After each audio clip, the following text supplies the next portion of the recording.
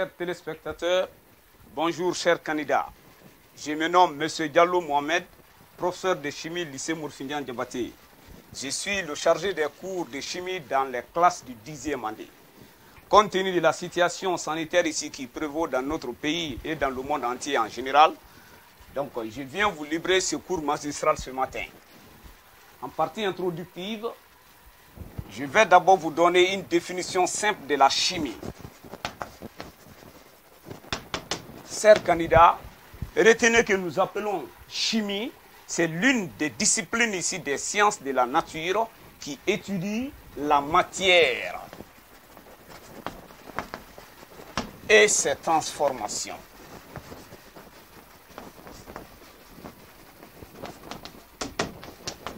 Qu'est-ce que la matière? On entend par matière tout ce que l'on peut voir, sentir, toucher et même utiliser. Exemple ici, tout ce qui est perceptible ici en nos organes de sens est appelé une matière. Exemple, ce tableau noir ici est une matière. L'écran est une matière, le ventilateur ici est une matière, la table ici est une matière, le téléphone portable ici est une matière. Donc, tout ce qui étudie la matière ici et ses transformations est appelé chimie. Et retenez que la chimie ici dans son ensemble, se subdivise ici en trois grandes parties. Nous avons ici la chimie physique qu'on appelle la chimie générale. Nous avons la chimie minérale. Et nous avons ici la chimie organique.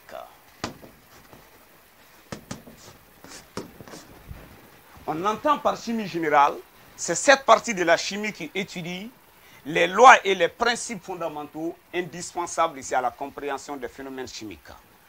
Pour plus expliciter, c'est en chimie générale qu'on étudie la structure ici des atomes,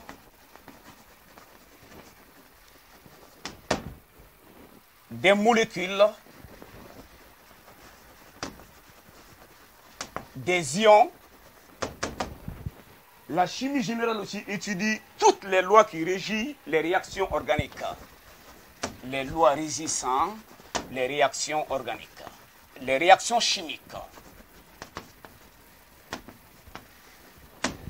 Et c'est en chimie générale aussi que nous étudions les phénomènes d'oxydoréduction. Oxydoréduction. On appelle ici chimie minérale, comme son nom indique ici, ça étudie les corps ici qui sont inorganiques. Donc ici du rien minéral. Par exemple ici l'eau, le charbon, le soufre. Nous avons ici les métaux qui se trouvent ici dans le sol et le sous-sol. Par exemple le fer, l'aluminium, le zinc, le cuivre. Donc, et enfin nous avons maintenant la chimie organique. Cette partie de la chimie étudie les substances ici, extraites ici des systèmes organiques, provenant ici du règne animal et du règne végétal.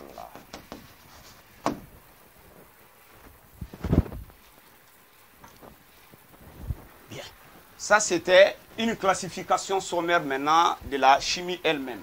Maintenant, concernant ici le programme ici niveau 10e année. Donc, ce matin, retenez que le programme de chimie niveau 10e année se subdivise aussi en trois grands chapitres. En chapitre 1, nous avons les réactions d'oxydoréduction. Les réactions d'oxydoréduction. À savoir, oxydoréduction avec transfert d'oxygène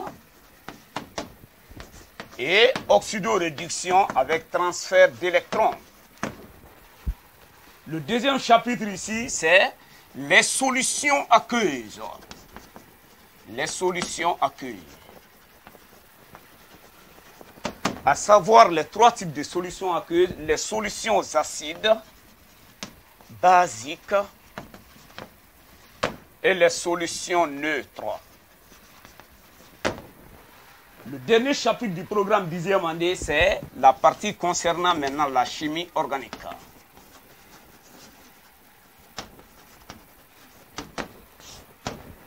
Donc, chers candidats, au moment que cette maladie ici venait s'imposer ici dans toutes les nations du monde, ça trouvait qu'au lycée Mourfinian, j'avais achevé les 2 premiers chapitres du programme. Ça me restait maintenant le chapitre 3 ici qui est la chimie organique. Donc, alors, le titre de la leçon ici de ce soir ici porte ici sur la chimie organique. Donc, on va commencer par la définition. Définition de la chimie organique.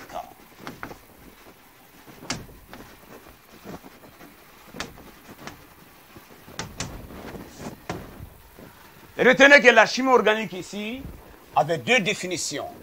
Donc, je vais abréger chimie organique. Nous avons la conception ancienne et celle moderne. La conception ancienne ici stipulait que la chimie organique ici étudie les composés du carbone tout court. Étudie les composés du carbone.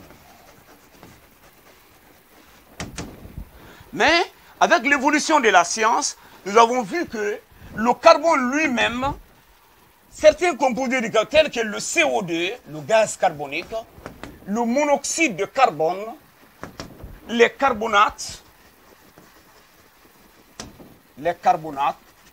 parce que retenez qu'on appelle ici composé, c'est une combinaison ici dans laquelle ici se trouve le carbone. Donc, alors on a vu qu'il y a certains composés du carbone, plus le carbone lui-même, qui ne sont pas étudiés en chimie organique. Ces corps-là sont étudiés en chimie minérale. Alors, il fallait redéfinir la définition. C'est pourquoi, maintenant, la conception moderne, actuellement, c'est la conception là qui est universelle. Elle étudie les composés du carbone,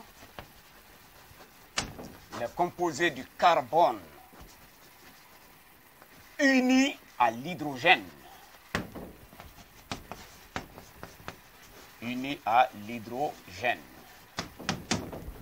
D'où l'étude ici des hydrocarbures.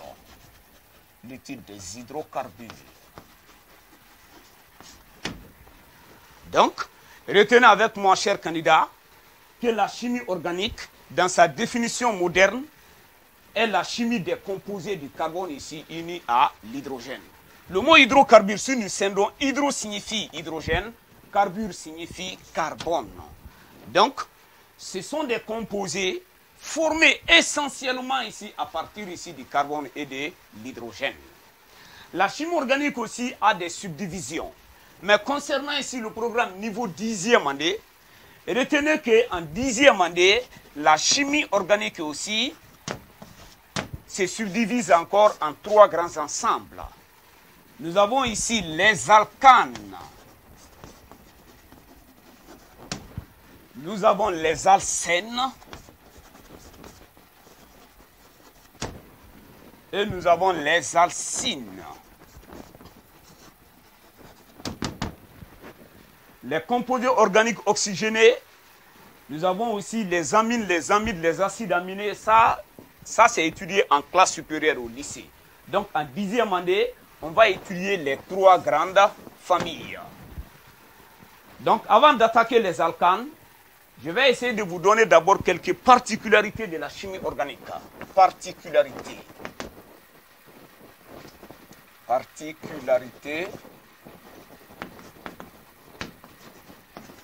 de la chimie organique.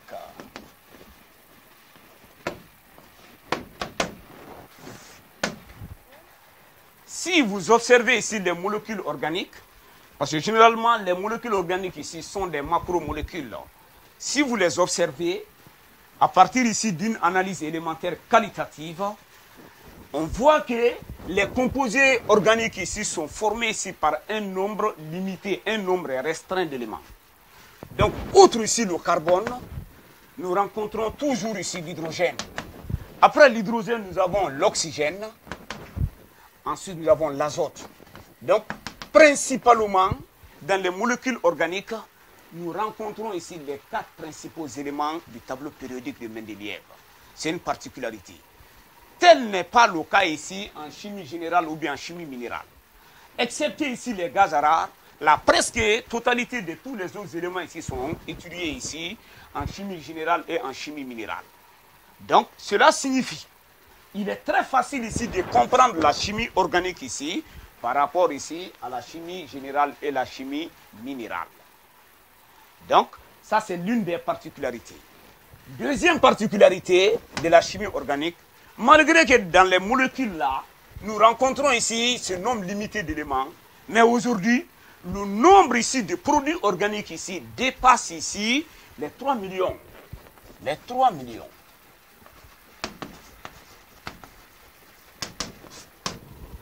Alors que, en chimie minérale, nous n'en rencontrons seulement que de quelques milliers.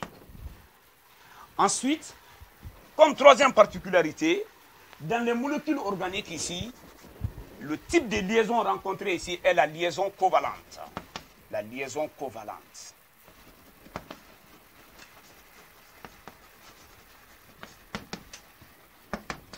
Une liaison covalente ici, par définition, elle est la liaison réalisée par la mise en commun par 2 atomes ici, d'une ici ou de plusieurs paires électroniques appelées ici doublets de liaison.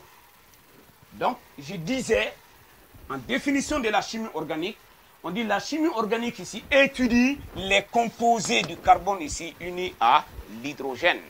Alors, je vais essayer de vous montrer ici la structure du carbone. Structure du carbone. La structure du carbone. Le carbone, c'est, il est le 6e élément du tableau périodique et sa masse molaire atomique ici est égale à 12 grammes fois mol moins 1. On va essayer de faire la structure électronique ici du carbone. Donc, la première couche ici, qui est, ça c'est le pointier, là, représente le noyau. La première couche ici, c'est la couche K. Et selon la répartition, selon ici la formule, les 2n carrés, parce qu'on dit que la formule là représente le nombre maximal ici d'électrons pouvant appartenir ici à une couche électronique. Donc, cette couche-là, lorsque n égale à 1, on a 1 au carré, ça fait 1. Le carré d'un nombre ici est le nombre multiplié par lui-même. Donc 1 au carré, ça fait 1, 1 fois 2, 2. Donc cette couche ici ne prend que 2 électrons au maximum. Maintenant, la deuxième couche, c'est la couche L. C'est lorsque n égale à 2. Ici, 2 au carré, ça fait 4. 4 fois 2, ça fait 8. Mais le nombre d'électrons à partager ici, ça fait 6 électrons. Donc déjà, j'ai déjà réparti 2 électrons. Ça me reste 4. Et selon la répartition de Wundt, les électrons doivent être célibataires avant de les apparier. Donc, ça c'est la structure électronique ici du carbone. Alors, cette structure électronique ici, c'est K au carré, L4. Maintenant, selon Lewis, le chimiste français Lewis, il dit qu'au cours des réactions chimiques, ce sont les électrons de la couche externe ici qui y participent. Donc, ce sont les électrons de cette couche ici qui prévoient les propriétés chimiques ici des atomes et des ions. Alors, on va dire ici, selon la représentation maintenant, le schéma de Lewis, donc le carbone, il est là. Donc, le noyau plus les couches antérieures saturées sont représentés par le symbole. Donc, on va ici représenter les électrons externes. Donc, si les électrons ici, externes, c'est comme ça. Donc, le carbone, il partage ici 4 liaisons avec ses voisins. Donc, le nombre de doublets qu'un atome partage ici avec ses voisins est appelé sa covalence. Sa covalence. Donc, ce carbone ici, ayant 4 liaisons partagées avec ses voisins, est appelé le carbone tétragonal. Tétragonal. Le carbone tétragonal. Donc, on dit que souvent, il se trouve ici au centre d'un tétraèdre. Un tétraèdre, un quadrilatère, donc une figure ici ayant 4 côtés. Donc, les sommets ici sont occupés par des atomes d'hydrogène ici. Donc, ça c'est la structure ici du carbone.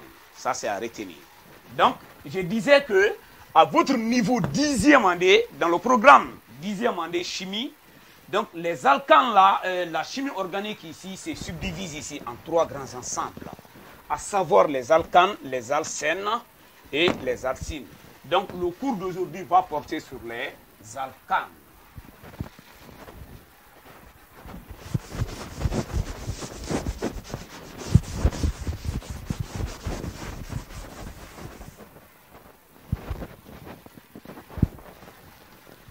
Grand A, les alcanes.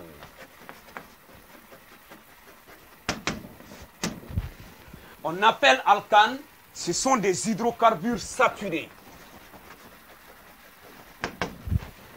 On les appelle aussi les paraffines. Paraffine signifie peu d'affinité. Peu d'affinité. Peu d'affinité. Donc, les alcanes sont des hydrocarbures saturés dont les molécules ici ne renforcent ici que des simples liaisons covalentes entre les atomes de carbone. Donc, dans l'étude des alcanes, vous allez rencontrer seulement que des liaisons covalentes simples entre ici les atomes de carbone. Les alcanes répondent à la formule générale CnH2n plus 2 avec n supérieur ou égal à 1. Il y a d'autres aussi qui irriguent n totalement supérieur à 0. Tout est bon. Si n est strictement supérieur à 0, ça veut dire n commence par 1. Donc n aussi supérieur ou égal à 1 aussi, 1 fait partie. Donc, pour trouver maintenant la famille des alcanes, on fait varier n ici dans cette formule générale. Donc, la série homologue maintenant des alcanes ici est la suivante. On dit n supérieur ou égal à 1. Donc, le premier terme de la famille, c'est lorsque n est égal à 1. Dans la formule générale, partout où tu vois n, il faut le remplacer par 1. Donc, ici, nous aurons C1, ensuite H, 2 fois 1 plus 2. Il y a certains élèves qui écrivent comme ça, la formule générale Cn, H2n, ils mettent ici plus 2. Ça, c'est mal écrit. 2n ici plus 2, c'est l'indice ici de l'hydrogène. Donc, plus 2, on doit l'écrire ici en bas. C'est comme ça. Donc, alors le premier terme de la famille, regardez, nous avons ici une opération dans laquelle ici vous avez la multiplication et l'addition. Donc, la multiplication a pris priori sur l'addition et la soustraction. Alors, C fois 1, ça fait toujours C. 2 fois 1, ça fait 2. Maintenant, 2 plus 2, ça fait 4. Donc, nous avons ici le CH 4. Ça, c'est le premier terme de la famille. Pour n égale à 2, nous aurons C2, c'est-à-dire nous remplaçons n par sa valeur ici dans la formule générale. Donc, C2, on a 2 fois 2 plus 2. C2, nous aurons C2, 2 fois 2, ça fait 4. 4 plus 2, ça fait 6. Le deuxième terme de la famille ici, c'est ce corps.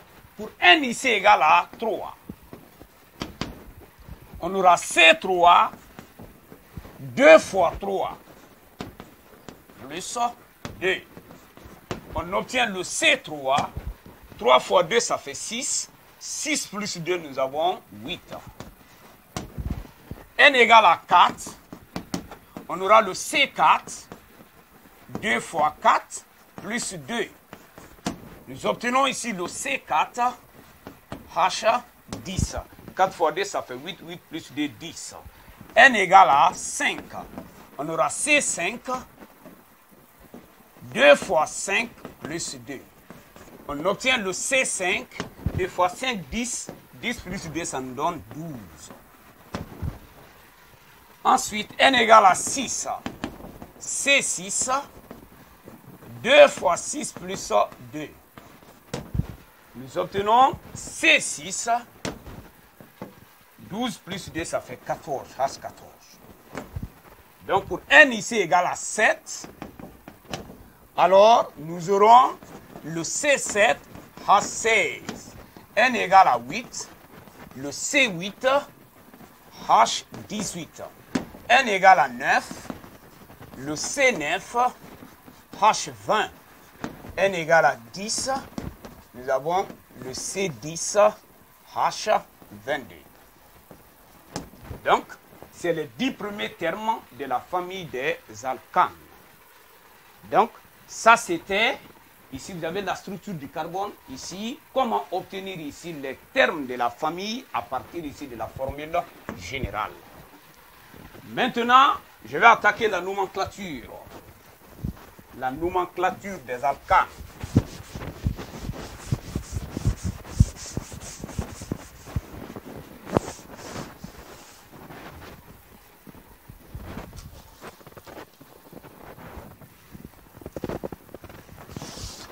Nomenclature.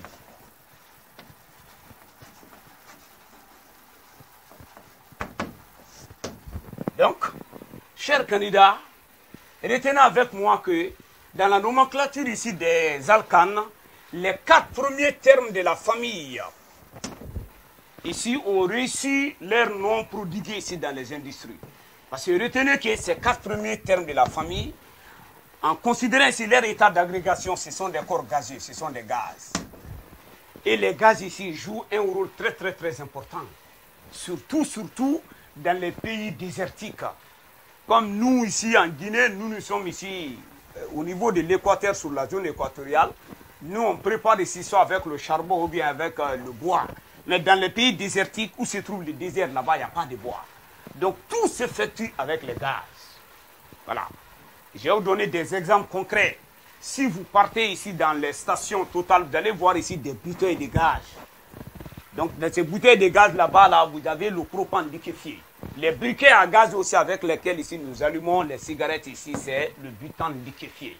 Donc les gaz là, ici, ont un rôle important dans la vie quotidienne de l'homme. C'est la raison pour laquelle il n'y a pas eu de nomenclature. Donc on appelle nomenclature, on dit c'est l'ensemble ici des règles et conventions adoptées ici pour donner un nom à un composé. Donc pour les 4 premiers termes de la famille, il n'y a pas eu de nomenclature. Donc, et ils ont reçu leur nom industriel. C'est ainsi que le premier terme de la famille est appelé le méthane. Le deuxième terme c'est éthane. Troisième terme c'est le propane. Et le quatrième terme c'est le butane. Donc retenez avec moi que dans l'étude ici des alcanes, tous les termes de la famille ici ont pour terminaison ane. C'est une très grande différence. Un jour, dans un exercice, on va vous demander, écrivez-moi la formule ici du pentane. Si vous entendez le mot ane à la fin du nom, sachez que nous sommes ici dans la famille des alcanes. Parce qu'au niveau des alcènes, là-bas, c'est la terminaison N. Et au niveau des alcines, c'est la terminaison IN. Donc ça, c'est une différence fondamentale qu'il faut retenir. Maintenant, après les 4 premiers termes de la famille, à partir maintenant de C5, on dit on fait venir ici, devant la désignance en ici, un préfixe grec. Ce préfixe-là ici va indiquer le nombre de carbone. Donc, retenez que le mot pain signifie 5 atomes de carbone. Donc, plus la terminaison an, on obtient pentane. 6 atomes de carbone, c'est hexane. Hex plus an, ça fait hexane. 7 atomes de carbone, c'est heptane. Heptane. Donc, 8 atomes de carbone, c'est octa. 8 signifie octa, donc octane. Ensuite, vous avez 9, c'est nonane. Et 10 ici, c'est décane. Donc,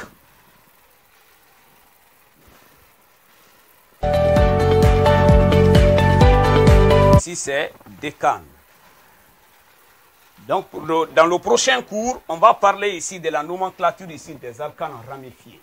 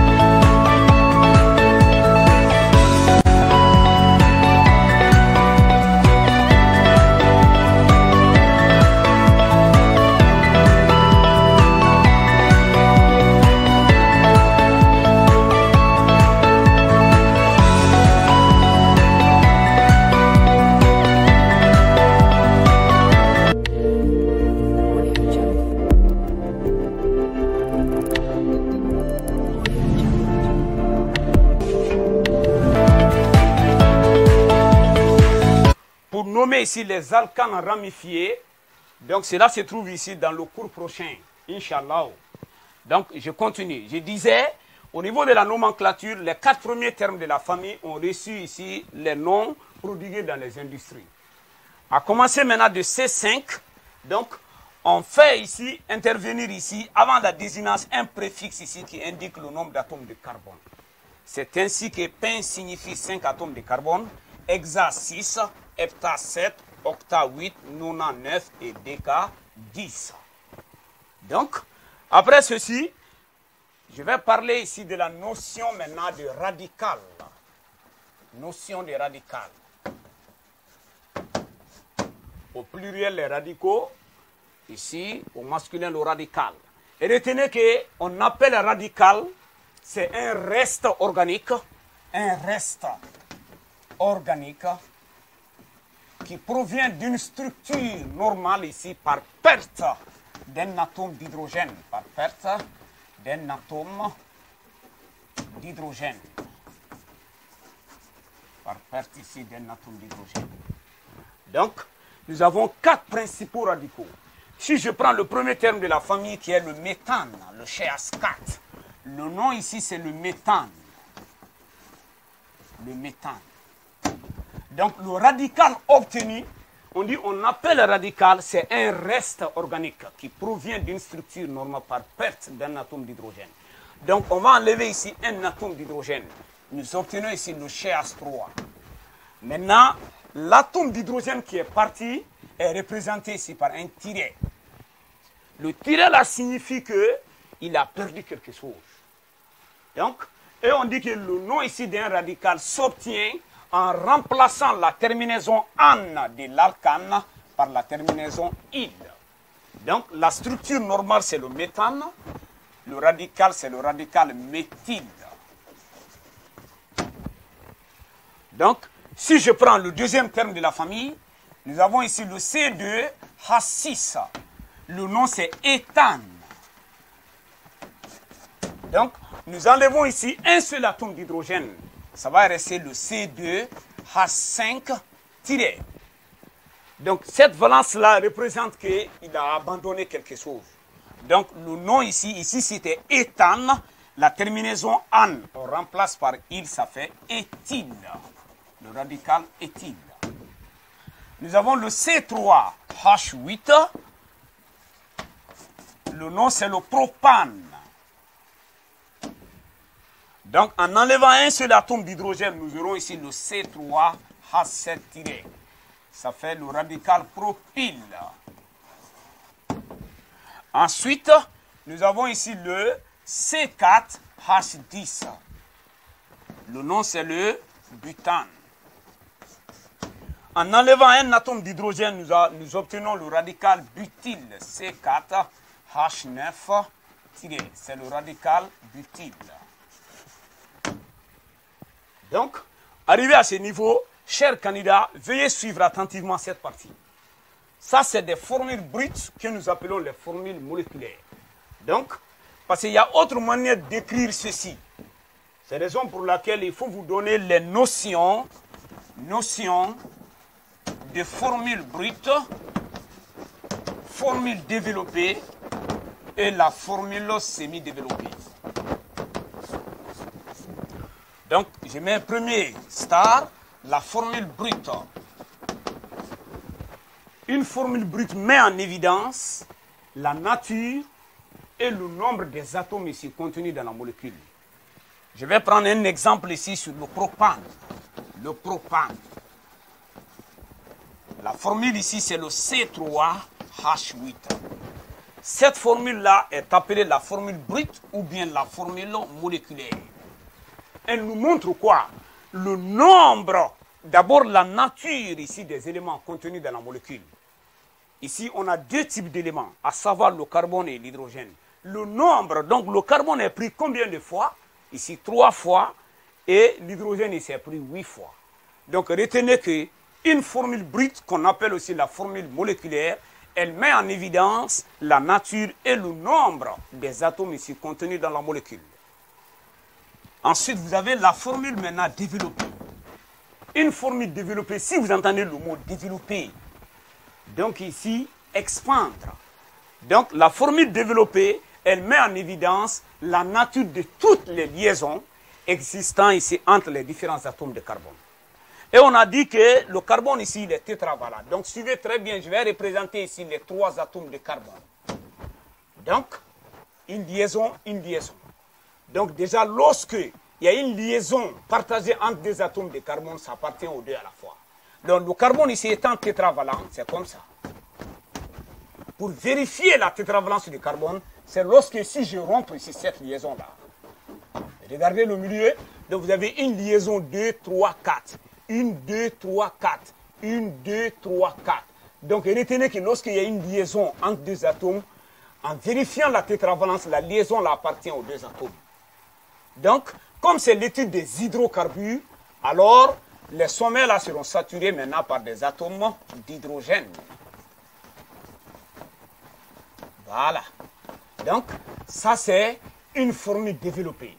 Non seulement, il y a la liaison entre carbone-carbone, une liaison covalente normale, il y a aussi la liaison entre carbone-hydrogène, une liaison covalente polaire. Donc, nous appelons ça la formule développée. Donc, ensuite, vous avez maintenant la formule semi-développée. Semi signifie la formule qui est partiellement développée. Donc, dans la formule semi-développée, on va représenter, si je représente carbone 1, carbone 2 et le carbone 3. Donc, vous avez ici le carbone 1, carbone 2, le carbone 3. On va regrouper maintenant les atomes d'hydrogène ici autour du carbone. Donc, regardez, un atome d'hydrogène 2, 3. Donc, tu prends ici le CH3. Le carbone 2, dans son entourage, il n'a que 2 atomes d'hydrogène. Tu mets ici le CH2. Et par là aussi, vous avez 3 atomes d'hydrogène. Ça fait le CH3. Donc, pour nous les organiciens, c'est la formule semi-développée là qui est la plus importante. Pourquoi? Parce que cette formule-là, elle n'est pas encombrante. Elle ne prend pas assez d'espace. Donc, dans l'étude ici des alcanes complexes, lorsqu'on vous demande ici, écrivez les formules développées des alcanes ci-dessous, on préfère prendre ici les formules semi-développées. Donc, la partie là aussi, elle est très, très, très importante. Donc, je disais, je vais revenir ici au niveau maintenant des principaux radicaux. Donc, pour le radical méthyle, il n'y a pas de problème, c'est le CH3 tiré, c'est le radical méthyle. Maintenant, pour le radical éthyle, je peux, ça c'est la formule moléculaire ou bien brute. Je peux prendre maintenant sa formule semi-développée. Donc, je vais représenter ici les 2 atomes de carbone. Parce qu'on dit C2. Donc, ici vous avez le premier carbone CH3. 3 moins les 5, ça va rester 2. Donc, comme ça. Donc, c'est aussi le radical méthyle, on peut l'écrire comme ça. Ça, c'est sa formule semi-développée. Ensuite, nous avons le C3. Je vais représenter les 3 atomes de carbone. Donc, regardez, en respectant ici la tétravalence du carbone, alors le premier carbone là, il est extrême. Donc, il prend ici le CH3. Par là, vous avez ici le CH2. Et ici, nous avons le CH2 tiré. Donc, ici, la valence libre là montre que c'est un radical. Parce que dans les réactions, lors de la ramification, ce sont les radicaux là qui vont venir se souder ici à la chaîne principale. Donc, à partir de 3, les 3 atomes de carbone ici étant linéaires, on appelle ici propyle, N-propyle, ça veut dire propyle normal, N-propyle. N-propyle. Donc, normal. Maintenant, je peux faire une ramification. Regardez ici, je mets un atome de carbone, 2 atomes de carbone. Troisième, là, je peux l'envoyer par là. Regardez, lui, là, une valence. Le carbone est tétravalent. Donc, une valence moins les 4, ça va rester 3. Par là aussi, l'extrême. Donc, vous avez aussi le CH3. Déjà, à ce niveau-là, vous avez une valence, 2 valences. Donc, un H, ça fait 3. Et maintenant,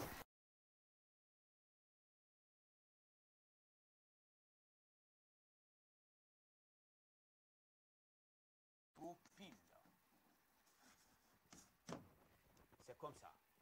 Je peux aussi prendre ici le radical butyle en représentant ici linéairement les 4 atomes de carbone. Le carbone est tétravalent. Donc, déjà, il y a une liaison qui est partagée. Ça va rester 3. Donc, vous avez 3 hydrogènes. Par là, vous avez 2. Par là, ici, nous avons 2. Et ici, vous avez 2 avec valence libre. Parce qu'on a dit C9. Donc, regardez, 3 plus 2, ça fait 5. 5 plus 2, 7. 7 plus 2, ça fait le 9. Donc, comme ici, la chaîne, elle est horizontale linéaire, le nom aussi, c'est N-butyle. N-butyle. Je peux encore porter maintenant des ramifications. Si je commence ici, carbone 1, 2, 3 et le carbone 4. Je peux porter la ramification ici sur le carbone 2. Alors, nous aurons ici 1, 2, 3. Ici, c'était 4. Donc, quatrième, là, je peux mettre ici au niveau du deuxième atome de carbone. Donc, regardez, vous avez ici le CH3, parce qu'il y a une liaison qui est partagée. Ensuite, nous avons ici le CH3. Maintenant, regardez, une liaison 2, 3. Le carbone est tétravalent, donc ça va lui manquer un atome d'hydrogène. Une valence, donc vous avez ici le CH2 tiré. Donc, le nom de ce radical, c'est isobutyle. Isobutyle. Ensuite, la ramification aussi peut venir à ce niveau-là. 1, 2, 3. Donc, nous avons ici le CH3, nous avons ici le CH2, et par là, nous avons la ramification CH3. Donc ici, on met CH et tiré. Le nom ici, c'est sec-butyle. Et il y a aussi le dernier radical, qui est radical terre-butyle.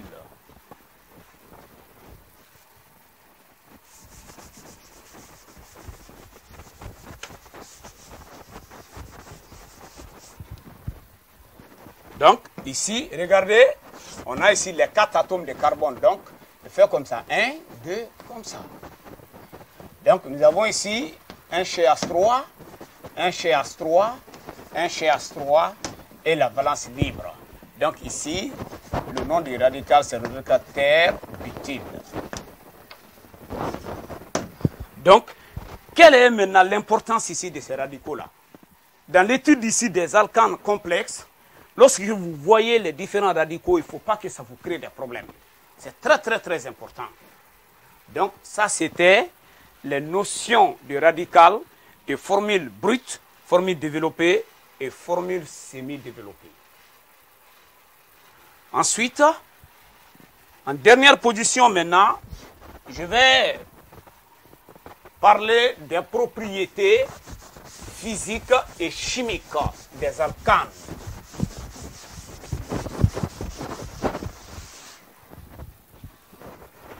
Donc, nous avons ici les propriétés physiques et chimiques.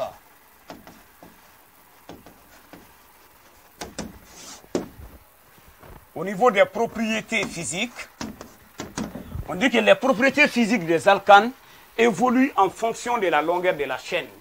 C'est-à-dire de C1, c'est-à-dire à commencer par le méthane jusqu'à C4, ces corps-là sont des gaz. Ce sont des gaz.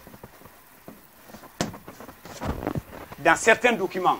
Mais dans les documents récents des livres du 10e année, des fois c'est écrit de C1 jusqu'à C5, pentane, que ce sont des gaz. Donc il n'y a pas assez de décisions là-bas. Comme la science ici est en perpétuel développement, donc cela dépend ici des documents exploités. Maintenant, alors ici, c'est écrit de C6, je vais me référer aux documents récents. Donc de C6 maintenant jusqu'à C15, ce sont des corps liquides. Ça, c'est leur état d'agrégation. Et lorsque C est supérieur à 15, vous avez ici les corps solides. Compte tenu de la nature de la liaison, qui est la liaison covalente, alors on dit que les alcanes ici sont presque c'est-à-dire sont peu solubles dans l'eau. Donc, on peut les qualifier comme ici des corps insolubles dans l'eau. Mais ils sont solubles ici dans les solvants organiques, tels que l'alcool, l'éther, le benzène, l'acétone, ainsi de suite. C'est comme ça. Donc, ça, c'était les propriétés physiques. Pour terminer maintenant, je vais attaquer ici les propriétés chimiques.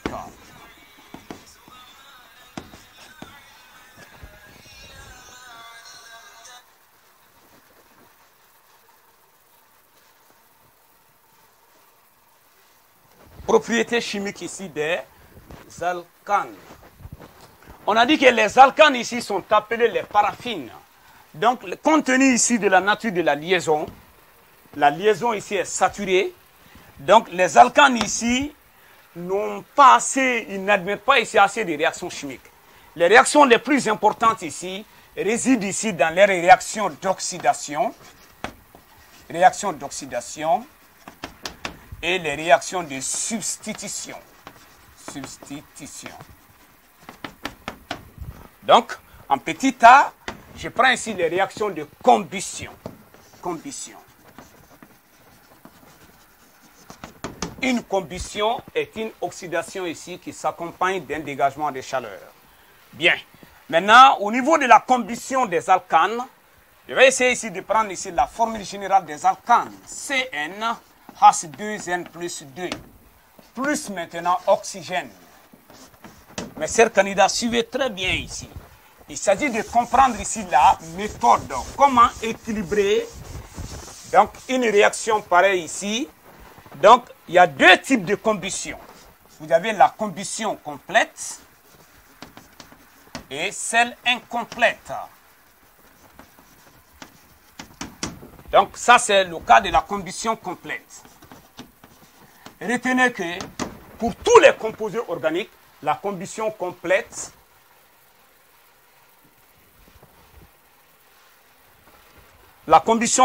donne toujours le dioxyde de carbone plus ici l'eau.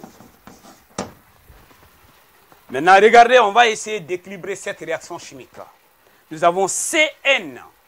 Au niveau des produits, partout où tu vois C, tu mets là-bas N. C'est équilibré à ce niveau. Maintenant, l'indice ici de l'hydrogène, c'est 2N plus 2. Ici, déjà, dans la formule de l'eau, le 2 là appartient à l'hydrogène, mais pas à l'oxygène. Donc, l'hydrogène ici, il a déjà 2 ici. Regardez, si je prends ici 2N plus 2, je peux factoriser quoi? On peut factoriser ici 2. Ça, c'est égal à 2 facteurs ici de N plus 1. Donc, c'est N, déjà 2 est là. Donc, c'est N plus 1 qu'on met ici en facteur. N plus 1. Parce qu'en développant ça, on aura 2 fois N, ça fait 2N plus 2. Nous obtenons ça. Maintenant, pour équilibrer ici l'oxygène, si vous remarquez, au niveau des produits, le COD, il a l'oxygène, l'eau aussi a oxygène. Donc, on dit, on met ici une valeur arbitraire, une lettre arbitraire. Donc, je vais mettre ici la lettre K, par exemple. Suivez très bien. K fois D, vous aurez 2K. C'est comme si je mettais ici 1. 1 fois 2, ça fait 2. Si je mettais 2, 2 fois 2, ça fait 4. Donc, en mettant la valeur K, on aura 2 fois K, ça fait 2K. Égal. Partout où tu vois l'oxygène, tu prends le coefficient. On appelle coefficient stoichiométrique. C'est soit la lettre ou bien la valeur qui est écrite avant même ici le composé. Ça, c'est le coefficient. Maintenant, le 2 qui est écrit ici, ça, c'est l'atomicité, c'est son indice. C'est le nombre d'atomes entrant dans la formation de la molécule des corps simples. Alors, donc, on aura 2 fois N, vous aurez ici 2N. Plus maintenant. Déjà, ça, c'est entre facteurs. Donc, le facteur montre que non seulement le coefficient appartient à l'hydrogène, mais aussi à l'oxygène. Plus ici, N plus 1. Alors, 2K serait égal ici.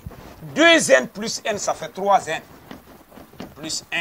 On va tirer la valeur de K. K égale à 3N plus 1, le tout divisé par 2. Donc, 3N plus 1 par 2. C'est ce que nous mettons maintenant à la place de K. Donc, on aura 3N plus 1 demi. Maintenant, pour vérifier, est-ce que l'équation que j'ai faite est équilibrée ou pas, simplement, vous donnez une valeur ici à n. On a dit dans l'étude des alcanes, n est supérieur ou égal à 1. Donc, immédiatement, je peux commencer par la valeur 1. Lorsque je donne 1, on aura C. Une fois 2, ça fait 2. 2 plus 2, ça fait le chasse 4. Plus maintenant. On dit 3n. n égale à 1. 3